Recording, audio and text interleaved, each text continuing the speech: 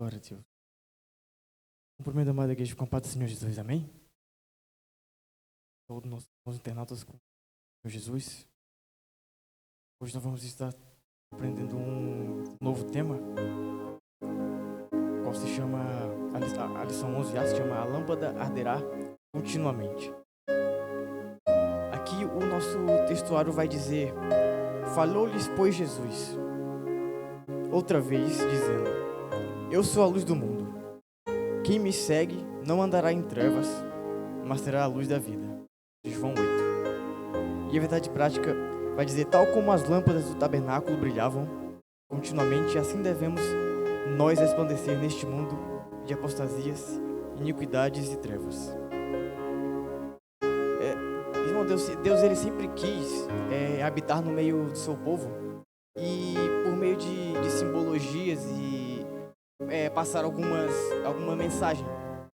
Então, a primeira criação de Deus, logo lá em Gênesis capítulo 1, ele diz que haja luz, e houve luz. Depois, no quinto dia, Deus também cria os luminares, o sol, a lua, as estrelas. No sexto dia, então, ele cria o homem. Desenha um homem todo do barro e sopra nele o fôlego da vida. Então, passando um tempo, o homem ele cai no pecado. Ele desobedece a Deus e come do fruto que Deus proibiu. E Deus então expulsa o homem do jardim.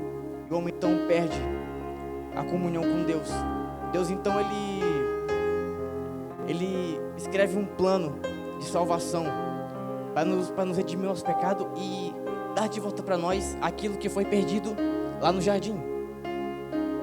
Sai daqui então de Gênesis indo para Êxodo, nós vemos Deus mais uma vez se manifestando e falando com o homem, Moisés. Deus aparece para Moisés ali no meio da sarça ardente, e o Êxodo vai dizer assim: e apareceu ali o anjo do Senhor e uma chama de fogo no meio de uma sarça, e olhou, e eis que a sarça ardia no fogo e não se consumia. Então nós temos aqui também mais um exemplo, uma aparição de Deus. Algo que queimava e não se apagava, a sarça não se consumia. A sarça era uma espécie de espinheiro, e Moisés ficou admirado com aquilo. Ele viu aquele espinheiro pegando fogo e não apagava nunca. Ele ficou admirado com aquilo. Ele ficou impressionado. Então Deus fala com ele o plano para que ele fosse o libertador do povo de Israel, o intermediador. Depois, lá em Êxodo 19, Deus ele resolve falar com Moisés. Deus ele tinha o hábito de descer sobre o monte Sinai para passar alguma informação para o povo, para passar alguma direção. E aqui, mais uma vez, Deus ele se manifesta na forma de fogo. A palavra do Senhor vai dizer que todo o monte fumegava e tinha uma fumaça muito grande, se fosse a fumaça de um grande forno. Depois, lá em Êxodo 25, Deus ele ordena a construção do tabernáculo para que ele habitasse ali no meio do povo.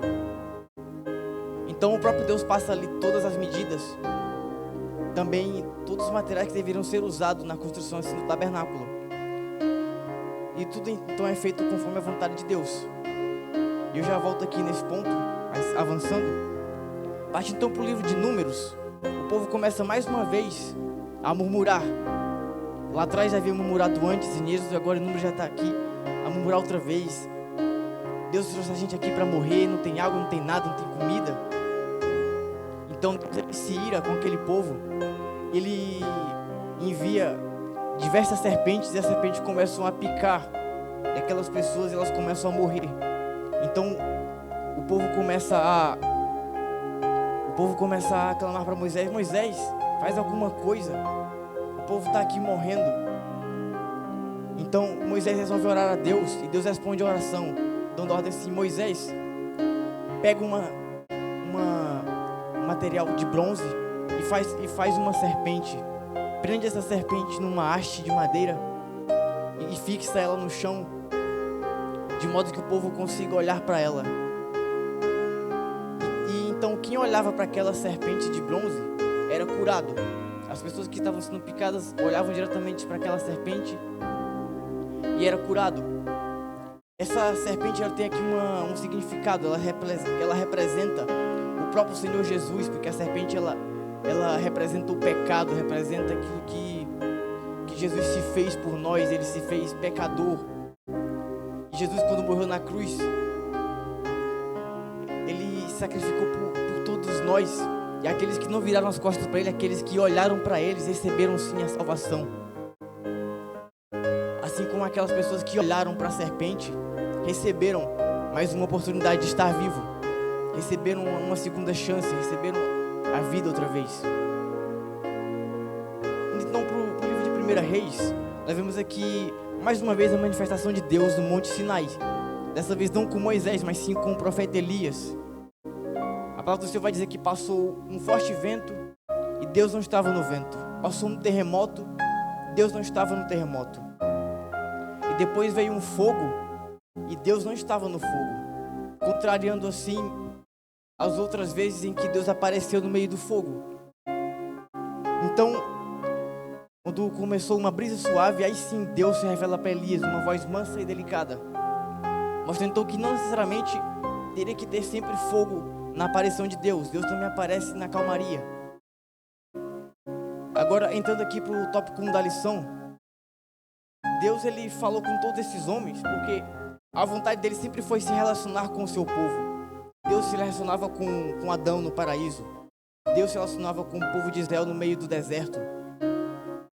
Então ele ordena a construção do tabernáculo, que era uma tenda retangular feita com várias camadas de cortinas, apoiadas em colunas de madeira folheadas com ouro. E o tabernáculo, ele ficava então no centro de onde o povo habitava. Eram 12 tribos, 3 tribos em cima, 3 tribos embaixo, 3 tribos à direita e 3 tribos à esquerda, totalizando assim as 12. O tabernáculo no centro, a habitação de Deus no centro de tudo. Deus então ordena que sejam colocados alguns objetos dentro desse tabernáculo. E um desses objetos é aqui o tema da lição, era o candelabro. Ele é feito inteiro todo de uma só peça de ouro. Era ouro puro, ouro maciço. Pesava aí um total de 40 quilos. E ele tinha 7 hastes. Na ponta dessas 7 hastes tinha uma espécie de bacia, uma espécie de recipiente nas pontas, que era derramado o azeite, onde ficava o pavio para se acender aquele fogo.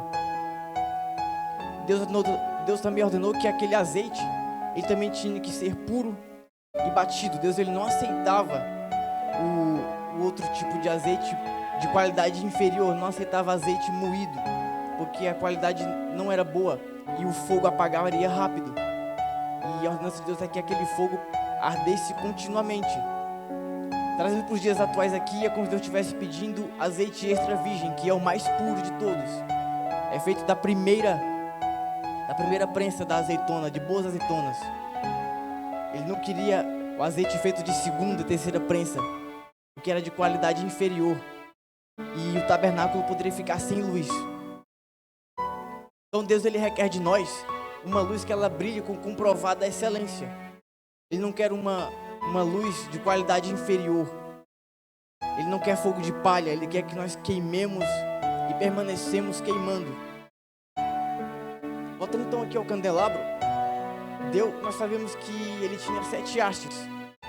Se nós lermos então o livro de Isaías capítulo 2, a palavra do Senhor vai dizer assim: e repousará sobre ele o Espírito do Senhor, o Espírito de sabedoria e de entendimento, o Espírito de conselho e de fortaleza, o Espírito de conhecimento e de temor do Senhor. Então nós podemos ver aqui que cada haste do candelabro, todas as 7 totalizam aqui e representam uma característica da plenitude do Espírito Santo. O Espírito do Senhor, o Espírito da sabedoria, o Espírito do entendimento, conselho, fortaleza, conhecimento e temor, totalizando 7. Então o candelabro, ele ficava do lado esquerdo da tenda, no meio ficava a mesa dos pães da proposição e à direita ficava o altar do incenso. Como as hastes que sustentavam aquela tenda eram feitas de madeira folheada a ouro, então a luz daquele candelabro, ela refletia na madeira folheada a ouro e fazia com que aquele lugar inteiro brilhasse. Partindo então aqui para o tópico 2, nós podemos ver aqui que lá em Apocalipse capítulo 1, João ele vê Jesus no meio dos 7 castiçais. Os castiçais ele representam a igreja.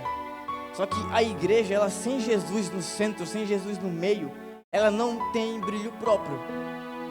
Jesus é que é a luz do mundo, Jesus é que ele é a luz da igreja. Aí sim, a igreja com Jesus é que ela pode brilhar.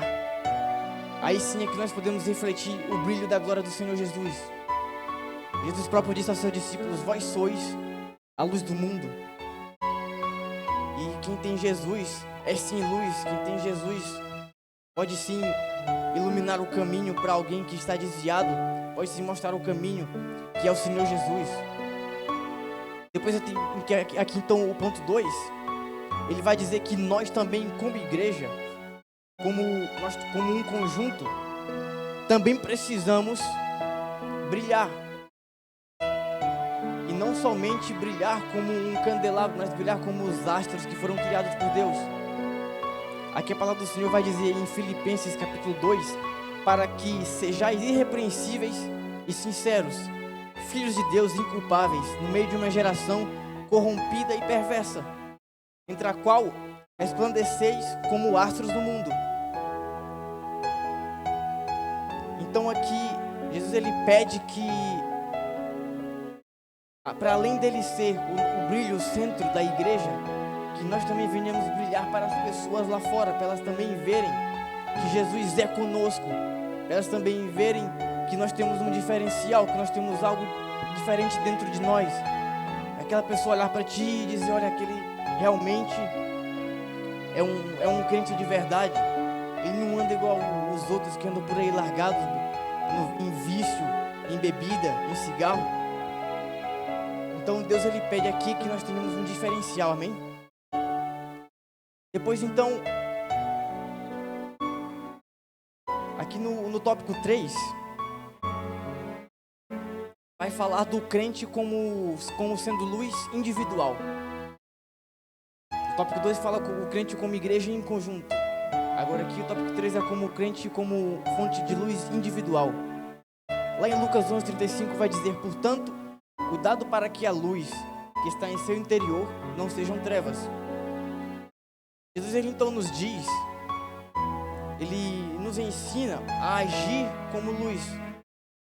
A face de Estevão, o primeiro mártir, ela brilhava de tal forma que parecia a face de um anjo, isso dito pelas próprias pessoas que estavam apedrejando ele.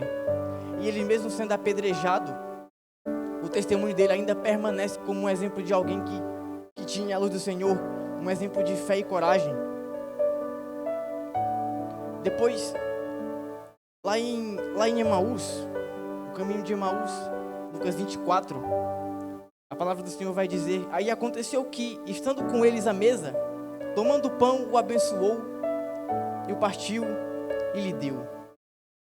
Jesus, ele encontra aqueles 2 discípulos caminhando, e então, encontra eles tristes. Ele pergunta: o que é que vocês têm? E então eles respondem: por acaso tu és estrangeiro aqui em Jerusalém, tu não sabes as coisas que têm acontecido? Então Jesus começa a explicar para eles a palavra. Depois, chegando no final do caminho, ele se faz como quem vai para mais longe, mas eles o convencem a ficar com eles na sua casa. Então Jesus se assenta na mesa daquelas pessoas e no partir do pão, os olhos delas se abrem porque não haviam reconhecido Jesus no caminho. Então é no partir do pão que as nações vão reconhecer o Senhor Jesus. Todas as nações da terra vão reconhecer o Senhor Jesus no partir do pão, é na palavra. A mesa do Senhor Jesus, ela não falta pão, não falta vinho. A mesa do Senhor Jesus ela tem cura. A mesa do Senhor Jesus, ela não é um altar, ela não é um palco. É um lugar para se assentar, é um lugar de família, é um lugar de comunhão com os irmãos.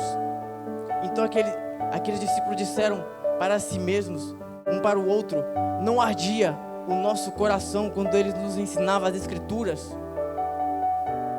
E então aqui nós vemos um fogo diferente, um fogo que estava apagado, mas que depois, quando o Senhor começou a inflamar eles com a palavra, eles próprios disseram que estava ardendo os seus corações.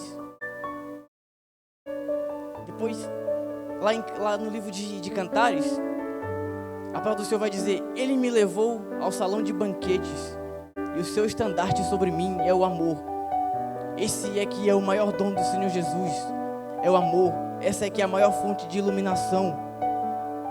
É isso que nos torna diferentes do mundo lá fora. O amor é aquilo que salva, aquilo que cura, e na mesa do Senhor Jesus é isso que não falta. Ele acompanhou aqueles discípulos porque ele amava aqueles dois. Ele tinha uma palavra para ensinar a eles. Então, Jesus ele também nos ensina aqui na síntese do tópico 3 que nós devemos também ser o sal da terra. Antigamente o sal ele servia como pagamento para os soldados, por isso que o nome salário tem esse nome, porque vem de sal. Os soldados recebiam um pagamento em sal, então o sal era muito valioso e ele servia tanto para dar sabor para a comida, como também para conservar. Então Jesus ele fala que a nossa santidade ela tem que ser como sal, tem que ser algo que seja preservado. E ele fala que se o sal então ele perder o seu sabor, ele então não serve para mais nada, não serve para ser pisado pelos homens e atirado ao chão. E se nós perdemos o nosso sal, nós perdemos o nosso sabor, vamos dizer assim, então a gente não serve para mais nada. Se nós perdemos a nossa luz, nós então não servimos para mais nada, só para ser pisado pelos homens e para ser humilhados. O Senhor então ele nos pede que nós sejamos como sal. Então, aqui no Antigo Testamento, a luz ela sempre esteve associada a Deus, tal como a Bíblia toda ela aponta para Deus, aponta para o Senhor Jesus Cristo. Então ele se fez servo para que todos os gentios e todos os judeus fossem salvos. Os judeus os rejeitaram, então Jesus se volta para nós os gentios e abre uma nova porta de salvação. É nesse sentido então que ter luz para as nações que Jesus identifica os seus discípulos. Ele ensina eles o tempo inteiro que eles devem ser diferentes, que eles devem orar, que eles devem buscar, que eles devem ter uma comunhão. Então, muita gente pensava que os ensinamentos de Jesus eram tolice, era loucura. Ele estava acompanhado de várias pessoas antes de escolher os seus 12 discípulos. Então, conforme ele ia falando, várias pessoas foram abandonando. Então Jesus ele se vira para Pedro e pergunta: quereis vós também sair? E aí Pedro fala: para onde iremos nós se só tu tens a palavra de vida eterna? Se só tu é que pode me dar vida, só tu é que pode trazer palavras de salvação, só tu é que é a luz do mundo. E é isso que representa aqui o candelabro, é a luz. O Senhor ele pede que ele ordenou para aquelas pessoas que todos os dias ela abastecessem incessantemente o castiçal com azeite. Tinha que vir de nós. O azeite aqui representa o Espírito Santo, sempre esteve aqui associado ao azeite. Os profetas eram ungidos com azeite. Então é o Espírito Santo que vai nos guiar, que nos vai proteger, que vai nos mostrar qual o caminho, qual o rumo que nós devemos tomar. E esse aqui é o encerramento. A lição é bem pequenininha e eu agradeço a oportunidade em nome de Jesus. Devolvo aqui o microfone para o nosso pastor Eliel Veras.